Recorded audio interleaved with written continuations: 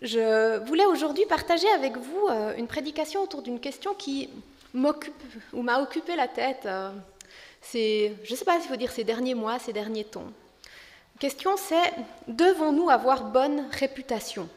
Est-ce que nous devrions chercher à ce qu'on parle bien de l'Église, des chrétiens, de nous? C'est notamment une question que je me suis posée en réflexion aussi par rapport à des risques d'exposition médiatique de l'Église. Qu'est-ce qu'on va dire de nous? Qu'est-ce qu'on va écrire de nous? Qu'est-ce qu'on pourrait écrire de nous? Est-ce que je dois en avoir peur? Comment gérer tout ça? Parce que c'est pas toujours facile, j'ai envie de dire. Aussi dans je sais pas, même dans nos relations personnelles. Des fois, ce moment où on dit, si je dis ce que je pense sur ce sujet, ce que je crois être juste, je sais que 95% des gens de la société, ils vont nous regarder de travers. Probablement. Est-ce que je ferais mieux de me taire? Est-ce que les gens écouteraient mieux l'Évangile si je taisais certaines choses?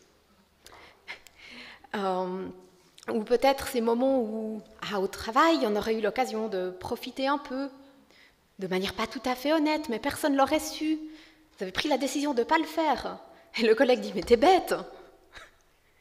T'es bête, t'aurais dû y aller.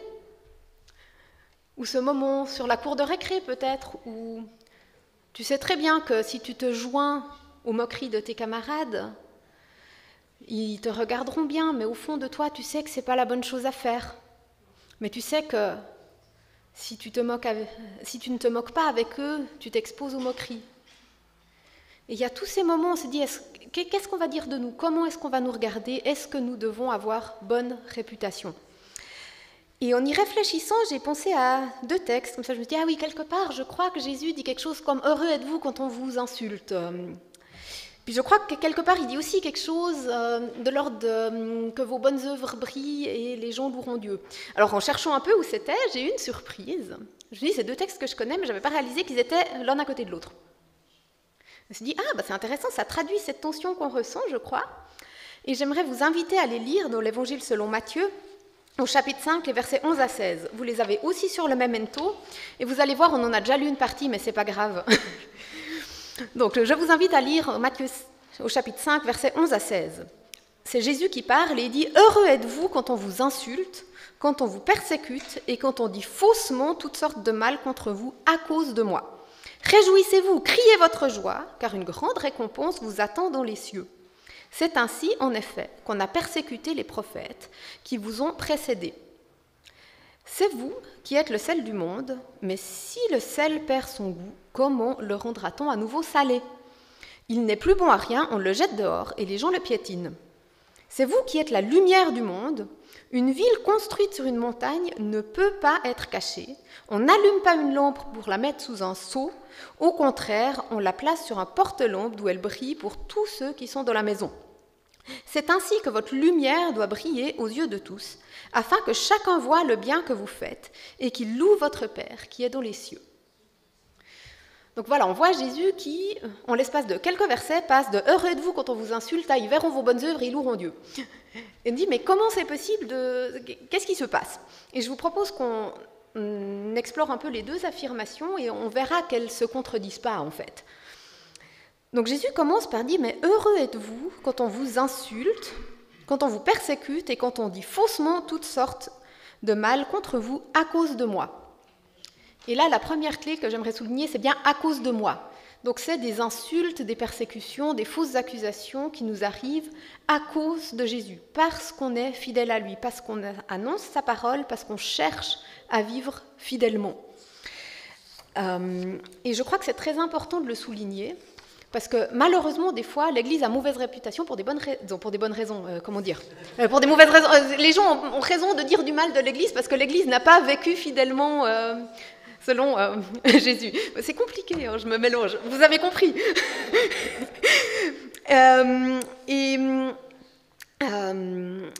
J'aimerais vous lire juste aussi un passage de 1 Pierre qui fait écho à ce qu'on vient de lire. 1 Pierre chapitre 4, les versets 14 à 16, où Pierre il écrit « Si l'on vous insulte à cause du nom du Christ, de nouveau bien à cause du nom du Christ, heureux êtes-vous, car l'Esprit de Dieu à qui appartient la gloire repose sur vous. Qu'aucun d'entre vous n'ait à souffrir comme meurtrier, voleur ou malfaiteur, ou pour s'être mêlé des affaires d'autrui. Mais si quelqu'un souffre parce qu'il est chrétien, qu'il n'en ait pas honte, qu'il remercie plutôt Dieu de pouvoir porter ce nom. » Donc la première chose, je veux dire, attention de ne pas avoir mauvaise réputation parce qu'on a fait du mal. Malheureusement, ça arrive que l'Église ait mauvaise réputation parce qu'elle a fait des choses qu'elle n'aurait jamais dû faire, parce qu'elle a manqué de fidélité à Jésus-Christ. Et le monde a raison de dénoncer ces choses. Dans l'Église, il ne devrait pas y avoir de place pour les abus, il ne devrait pas y avoir de place pour la violence, ainsi de suite. Et si jamais, j'espère pas, mais si vous avez été victime de ce genre de choses dans l'Église, Dieu condamne ces comportements. Dieu demandera justice. C'est inacceptable, ça ne devrait jamais avoir lieu. Et le monde a raison de les dénoncer et de les poursuivre. Et si ça nous est arrivé de nous comporter mal dans l'Église, ce que Dieu nous invite à faire, ce n'est pas à dissimuler le mal pour essayer de sauver la face, mais c'est de nous repentir et de changer de comportement. C'est de reconnaître qu'on a mal agi, de se détourner du mal, de se tourner vers lui. Il nous accueillera avec grâce, avec pardon. Et c'est aussi d'essayer de réparer, dans la mesure du possible, le mal qu'on a fait.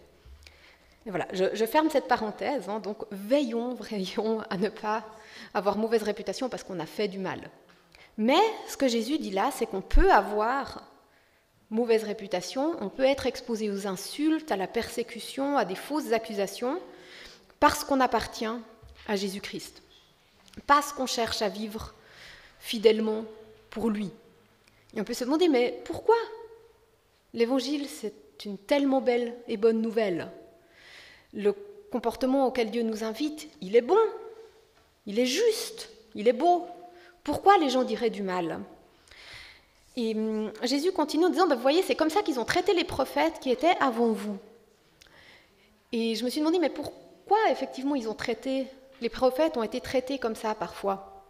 Et je viens de relire le livre de Jérémie, qui est peut-être un des grands exemples de ce phénomène. On voit un prophète, dans l'Ancien Testament, Israël passe par une période difficile, où notamment, ça fait des années que le peuple vit dans l'idolâtrie. Ils se sont détournés de Dieu, et Dieu a envoyé Jérémie annoncer sa condamnation de ce comportement, dans l'espoir que les gens changent. Mais les gens ne changent pas, et on voit l'armée babylonienne camper devant Jérusalem, et Jérémie vient leur annoncer, ils vont prendre la ville. Si vous voulez avoir la vie sauve, rendez-vous aux Babyloniens. Alors bien sûr, il a été malmené, insulté, persécuté, enfermé, menacé de mort pour ça. Le roi, qui aurait bien voulu que les gens se battent avec courage et persévérance, n'aime pas beaucoup le prophète qui vient annoncer le jugement de Dieu arrive sur la ville va tomber. Si vous voulez avoir la vie sauve, rendez-vous aux Babyloniens. En ce moment, mais pourquoi le message de Jérémie dérange ? Jérémie annonçait un message que personne ne voulait entendre. On est toujours content d'entendre un message qui dit « mais tout va aller bien, vous faites bien, les choses iront pour le mieux ». Et, le message de l'Évangile est un message de salut pour tout le monde, mais ça vient aussi nous dire qu'à la base, on a besoin d'être sauvé, qu'à la base, on est loin de Dieu, qu'à la base, nos actions mauvaises, elles déplaisent à Dieu et que Dieu jugera le monde. Alors, on n'aime pas entendre. Et il y a un verset de Jean 3, 19 qui traduit bien ça, ça parle de Jésus nouveau qui dit « Voici comment le jugement se manifeste, la lumière, Jésus lui-même, est venu dans le monde, mais les êtres humains ont préféré l'obscurité à la lumière parce qu'ils font ce qui est mal. » Et je crois que l'Évangile vient révéler ce qu'il y a au fond de nos cœurs, vient révéler que tout n'est pas joli. Et quand on annonce l'Évangile, quand on vit fidèlement selon l'Évangile, eh bien ça va heurter. Alors, bien sûr, Dieu, il ne veut pas notre condamnation, il veut notre salut. Il veut le salut de tous les êtres humains. Et quand on accepte le message du Christ, c'est la plus belle nouvelle qui soit. Ça va transformer nos vies, ça va transformer nos cœurs. On peut vivre une relation réconciliée avec Dieu pour toute l'éternité. Et on veut partager cet amour de Dieu avec les gens, on veut partager cette offre de salut avec les gens. On a raison de le faire. Et on a raison de leur parler de Dieu qui les aime, mais inévitablement, si on parle du message de l'Évangile, eh bien, on va arriver à ce moment où on dit, Jésus, il invite les gens à se repentir, à changer de vie, à se tourner vers lui, et tout le monde n'est pas prêt à entendre ce message. Et on risque de s'exposer aux insultes, aux fausses accusations, aux persécutions, voire parce que les gens ne sont pas toujours prêts à accueillir ce qui pourtant serait la plus belle chose à accueillir au monde, ce qui serait salutaire pour eux. Donc vivre fidèlement selon les enseignements de Jésus-Christ, ça peut nous exposer à la persécution. Mais Jésus dit « Heureux êtes-vous, pourquoi ? Eh bien parce que votre récompense dans les cieux, elle est grande. On pourra vivre notre vie sous le regard positif de Dieu, toute notre vie. Et Dieu invite tout le monde à entrer dans ce salut. On voit d'ailleurs, de manière assez... Attendez.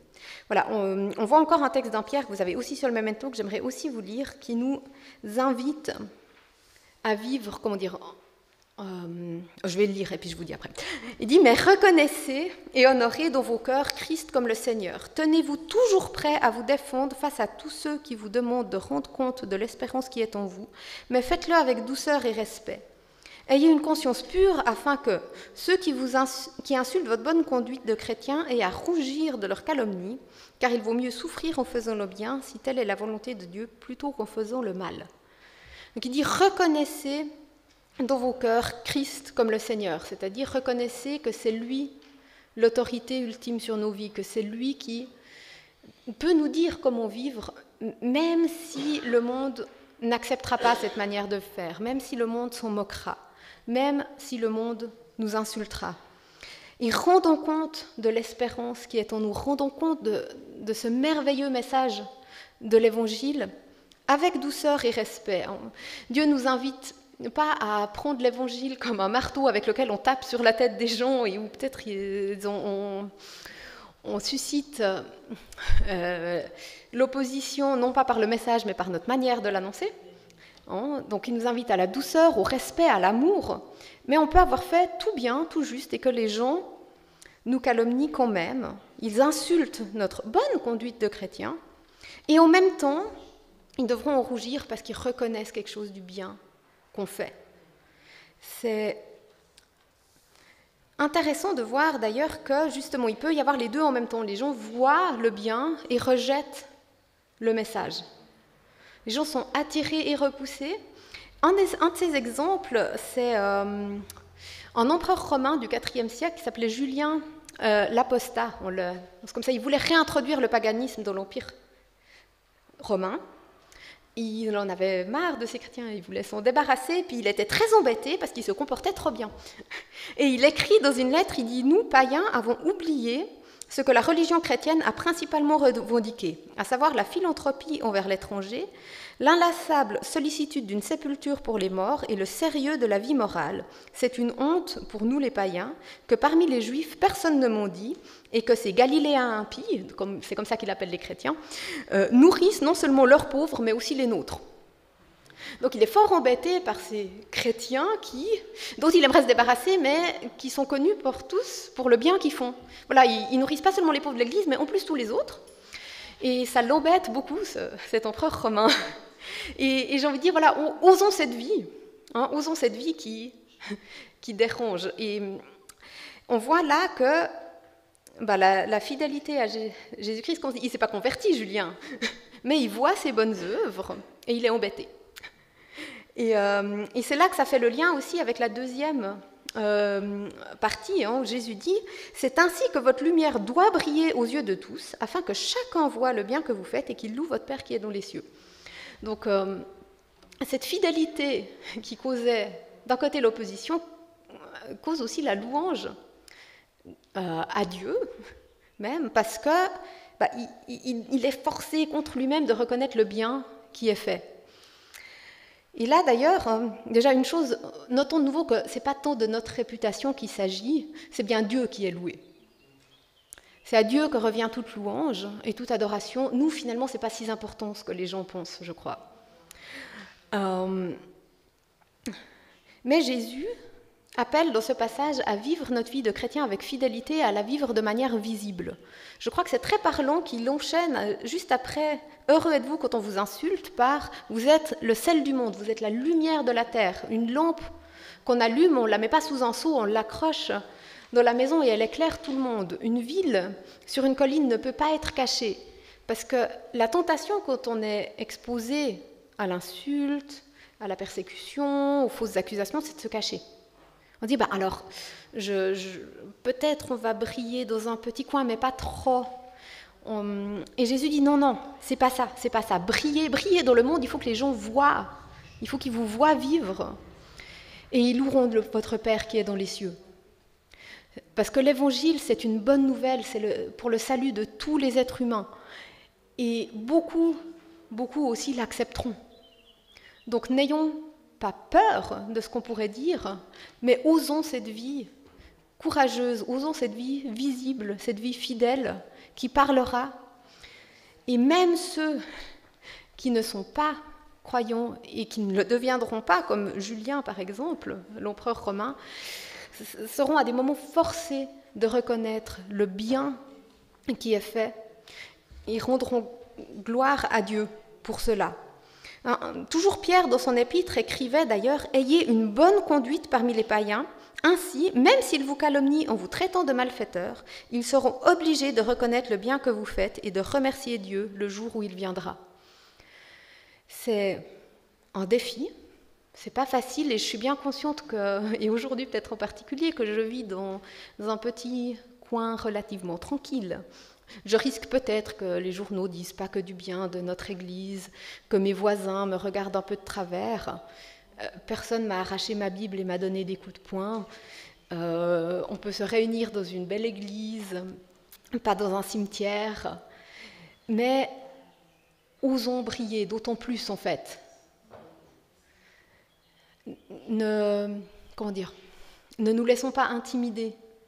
Ayons le courage de cette vie fidèle, de cette parole toujours assaisonnée de celle qui donne espoir. Le monde, il a besoin de sel pour vivre, il a besoin de lumière pour vivre. Et Jésus-Christ nous appelle à être ces porteurs de lumière, ces gens qui apportent saveur, qui apportent espérance dans ce monde. Et on peut se demander, mais comment vivre dans cette tension ? Moi, personnellement, j'aime mieux quand les gens pensent plein de bien de moi, et je crois que c'est normal. Mais qu'est-ce qui nous permet de vivre cette vie fidèle qui ne nous apporte pas toujours que l'approbation et le regard positif de notre société? Et je crois que la première chose, c'est plus on vit proche de Jésus-Christ, plus son œuvre nous habite, plus on sera capable aussi de le suivre avec fidélité. Rappelons-nous, Jésus-Christ, il vivait de toute éternité dans une relation d'amour parfaite avec le Père et le Saint-Esprit, adoré et loué par tous les anges et les êtres célestes. Il jouissait de la meilleure réputation possible, on peut dire. Tout était merveilleux, il aurait pu rester dans cet état toujours. La seule chose que ça lui aurait demandé, c'est de renoncer à partager l'éternité avec nous. Mais je crois qu'il t'aimait plus que sa réputation, qu'il m'aimait plus que sa réputation, qu'il nous aimait plus que sa réputation, et il a accepté de venir sur terre. Et il a vécu une vie où, pour tout le bien qu'il a fait, il a récolté insultes, moqueries, persécutions. Il a vécu ces derniers jours trahi par un de ses proches, insulté et moqué par les soldats romains, mené devant une foule qui criait « Crucifie-le, crucifie-le », avec un officier romain qui a dit « alors si vous voulez, je vous laisse... qui n'a pas exercé la justice. Et il est mort comme le dernier des malfaiteurs. Tout ça pour que nous puissions en lui avoir le regard approbateur de Dieu. Dieu, quand il te regarde, quand il me regarde, il nous voit à travers l'œuvre de Jésus-Christ. Il nous voit avec une réputation parfaite devant lui.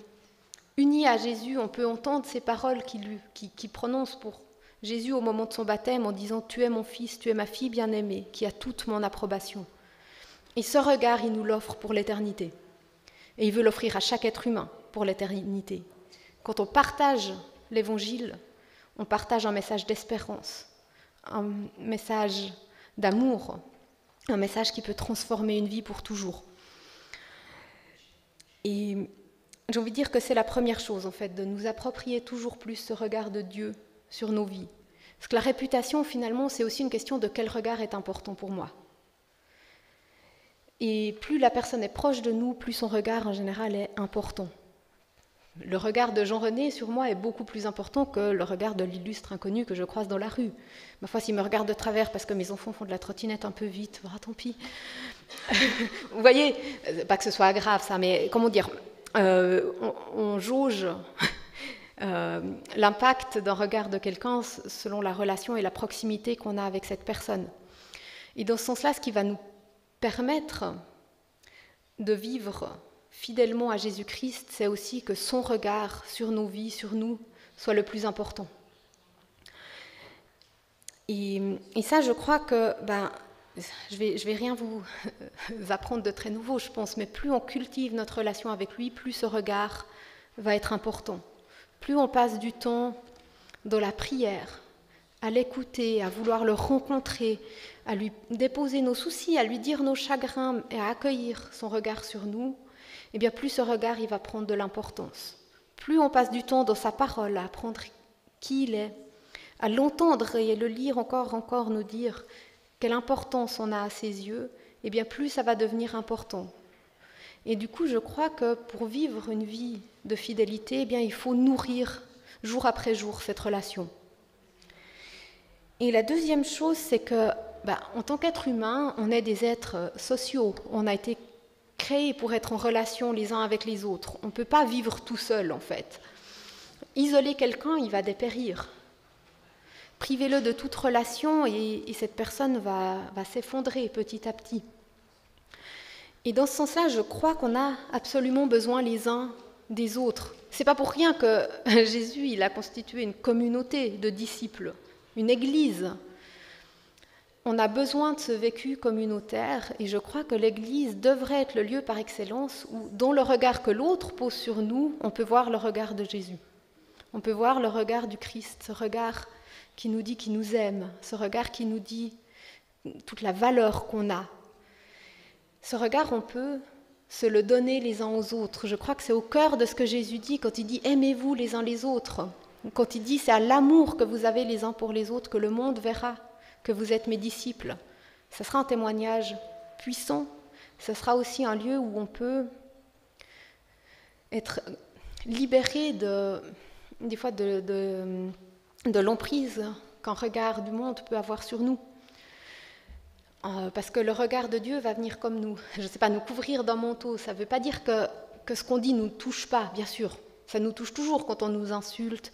Mais je crois que le regard de Dieu, ça va mettre une protection entre nous et ce qui peut nous venir de l'extérieur. Mais je vois en tout cas que dans ma vie que c'est très difficile à cultiver ce regard. D'une part, si je néglige ma relation personnelle à Dieu, mais d'autre part aussi si je néglige ma relation avec mes frères et sœurs en Christ.